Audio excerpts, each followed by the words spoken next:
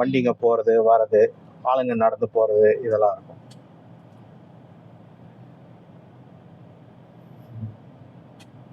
எப்போவுமே மெதுவாக போகிற வண்டி லெஃப்டில் தான் போகும். ஆனால் நம்ம ஊரில் பார்த்தீங்கன்னா அதுக்கு அப்படியே ஆப்போசைடாக செய்வாங்க. இந்த லோடு ஏற்றின்னு போகிற வண்டி ரைட்டில் தான் போகும். அது வண்டி வேகம் போவாது, லைட் சேஞ்ச் ஆகுது பாருங்க. அதை நீங்கள் ஷார்ட்டாக பார்க்கக்கூடாது.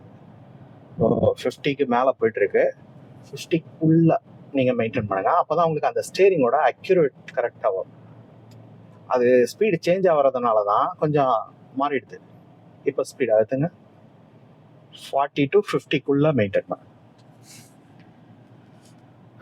லெஃப்ட் போகாமல் பார்த்துக்குங்க.